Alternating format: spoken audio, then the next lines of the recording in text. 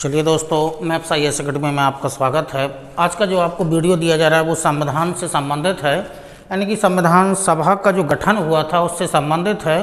तो ब्रिटिश भारत में 1946 में जो यानी कि कैबिनेट मिशन भारत आया था, कैबिनेट मिशन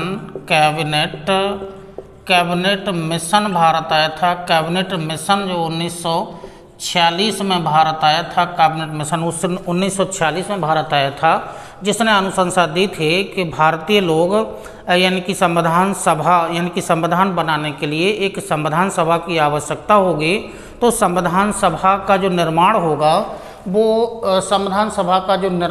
वो भारतीय होंगे उसमें शामिल, और वो अपना संविधान लिखेंगे, अपना संविधान बनाएंगे।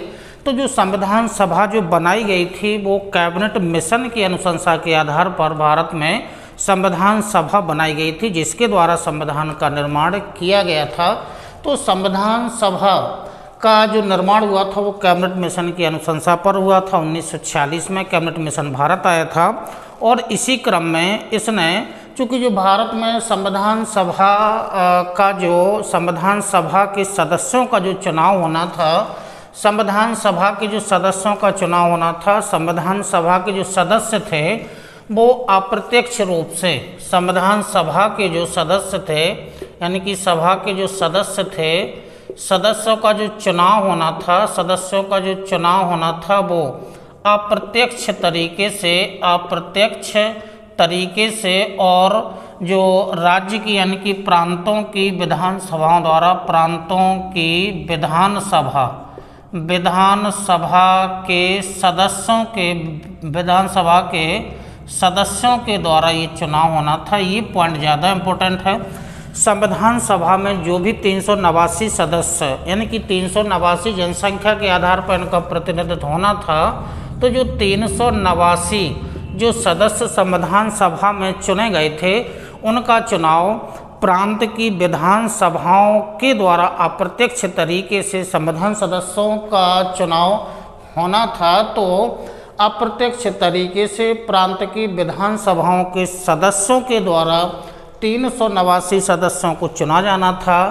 तो जो संविधान सभा जो बनाई गई थी वो 389 सदस्यों की जो बनाई गई थी, उसमें जो कुल सदस्य थे वो 389 थे। इसमें जो 292 सदस्य यानी कि ब्रिटिश प्रांतों से लिए गए थे, 93 जो सदस्य हैं वो देसी रियासतों यानी कि प्रतिनिधित्व दिया गया था, देसी रियासतों को दिया गया था, और जो 4 सदस्य थे वो यानी कि कमिश्नरी से इनको चुना जाना था। ये कमिश्नरी यानी कि कुल सदस्य थे, तो सदस्यों का जो बंटवारा कर दिया गया था वो 292 सदस्य ब्रिटिश प्रांतों से चुने जाने थे, 93 सदस्य देसी रियासतों से चुने जाने थे, और 4 सदस्य जो कमिश्नरी थी उससे यानी कि अप्रत्यक्ष तरीके से इनका चुनाव किया जाना था। तो जो 389 सदस्य हैं वो यहाँ कहाँ से कितने सदस्य आएंगे वो यहाँ से है। अब आगे वाला पॉइंट देखिएगा, संविधान सभा में वर्गों को भी यानी कि प्रतिनिधित्व दिया गया था, जिसमें वर्ग 3 ही थे, महिलाएं, SC और ST।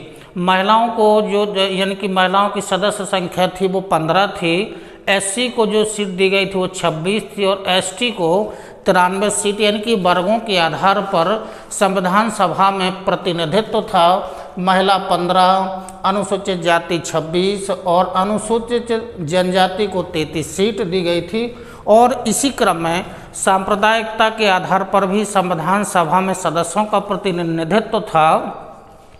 तो जो सांप्रदायिकता के आधार पर प्रतिनिधित्व है वो सामान्य को 213 सीट दी गई थी, मुस्लिम लीग को यानी कि 79 सीट दी गई थी, 79 सीट दी गई थी, और सिख वर्ग को 4 सीटें दी गई थी। अब जो चुनाव हुआ था, चुनाव का परिणाम ये निकला कि कांग्रेस को जब चुनाव हुआ अप्रत्यक्ष तरीके से प्रांतों की विधानसभाओं के द्वारा जब 389 सदस्यों का चुनाव हुआ, तो परिणाम ये निकला कि सबसे बड़ी पार्टी के रूप में कांग्रेस उभर कर के सामने आई थी। तो कांग्रेस को जो सीट मिली थी वो 208 सीट मिली थी, मुस्लिम लीग को जो सीट मिली थी वो 73 यानी कि 73 सीट मिली थी, और निर्दलीय चुन करके 8 सदस्य आए थे। तो ये चुनाव का परिणाम था। तो अब चुनाव के परिणाम मुख्य हमें ये देखना है कि ये तो कुछ डाटा थे जो आपको सदस्यों की संख्या से, यानी कि विभिन्न वर्ग के सदस्यों का या संप्रदायों का या क्या क्या किस क्षेत्र से कितने सदस्यों को चुना जाना था, ये डाटा आपको दे दिया गया है। तो ये डाटा है। अब इस आधार पर जो महिला वर्ग, जो 15 यानी कि महिलाएं जो चुनकर के आई थीं, उनमें देखिएगा जो ये 15 महिलाएं यानी कि संविधान सभा में शामिल जो महिला जो प्रतिनिधि थीं, यानी कि महिलाओं का जो प्रतिनिधित्व था वो 15 महिलाएं थीं, एक क्रम लिखा हुआ है। अब चूंकि जो प्रांतों से चुनकर के आई थीं, तो किस राज्य से कौन कौन सी महिलाएं चुनकर के आई थीं, तो ये जो 15 नाम यहाँ पर लिखे गए हैं, इनमें एक क्रम है किस राज्य से कौन सी महिलाएं चुनकर के आई थीं। तो एक क्रम देखिएगा, सुचेता कृपलानी, विजय लक्ष्मी पंडित, पूर्णिमा बनर्जी, कमला चौधरी, बेगम ए रसूल। ये जो 5 महिलाओं का ऊपर वाला क्रम है, ये महिलाएं यानी कि उत्तर प्रदेश से चुनकर के आई थीं। ये 5 महिलाएं, चूँकि जनसंख्या के आधार पर उत्तर प्रदेश ज़्यादा बड़ा क्षेत्र था, तो जनसंख्या के आधार पर इनका प्रतिनिधित्व दिया गया था, यानी कि यहाँ पर सीटें ज़्यादा दी गई थीं। तो जो ऊपर की क्रम से 5 महिलाएं हैं, ये प्रतिनिधित्व करती हैं उत्तर प्रदेश का, यानी कि उत्तर प्रदेश की विधानसभाओं के सदस्यों के द्वारा चुन कर के आई थीं ऊपर की 5 महिलाएं। अब देखिएगा, राजकुमारी अमृत कौर, ये मध्य प्रांत से चुन कर के आई थीं। जो सरोजनी नायडू जी हैं, वो बिहार राज्य का प्रतिनिधित्व करती हैं। हंसा मेहता है, ये बम्बई प्रांत से चुन कर के आई थीं। इसके अलावा जी दुर्गाबाई, दक्षयानी बैली यंदन और ए स्वामीनाथन, ये जो 3 महिलाएं हैं, ये प्रतिनिधित्व उस समय जो मद्रास राज्य था, यानी कि मद्रास राज्य से, यानी कि मद्रास राज्य का प्रतिनिधित्व करती हैं। अब जो आगे की जो महिला हैं वो मालती चौधरी जी हैं। मालती चौधरी जी उड़ीसा राज्य का प्रतिनिधित्व करती थीं। इसी क्रम में रेणुका राय और लीला राय, रेणुका राय और लीला राय जो हैं वो जो यानी कि उस समय यानी कि जो पश्चिम बंगाल था, यानी कि पश्चिम बंगाल राज्य का प्रतिनिधित्व करती हैं। तो रेणुका राय और लीला राय, ये दोनों जो महिलाएं हैं, ये पश्चिम बंगाल राज्य का प्रतिनिधित्व करती हैं। और लास्ट में जो 15वें क्रम की महिलाएं हैं, एनी मस्करिनी हैं। एनी मस्करिनी हैं, तो उस समय जो रियासत थी, केरल राज्य में जो रियासत थी, ट्रावनकोर नाम की जो रियासत थी, तो ये जो प्रतिनिधित्व करती हैं वो ट्रावनकोर, जो ट्रावनकोर नाम की जो रियासत थी उसका प्रतिनिधित्व करती हैं।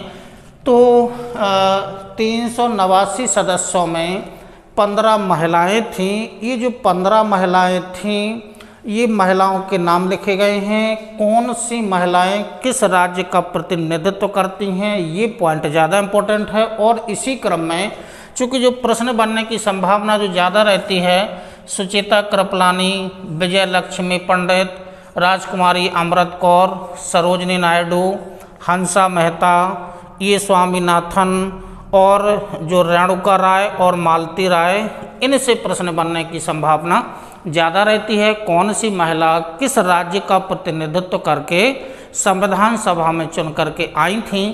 तो ये संविधान सभा में शामिल जो 15 महिलाएं हैं, किस राज्य का प्रतिनिधित्व कर रही हैं, ये राज्य का क्रम है। यहाँ पर संविधान सभा में जो 389 सदस्य थे, उनके बारे में कुछ डाटा है। तो आज जो आपको संविधान से संबंधित जो पहला वीडियो आपको डाला जा रहा है, आज ये संविधान विषय का ये पहला वीडियो है। इसी क्रम में आगे भी आपको वीडियो दिए जाते रहेंगे। तब तक के लिए नमस्कार, धन्यवाद, जय हिंद।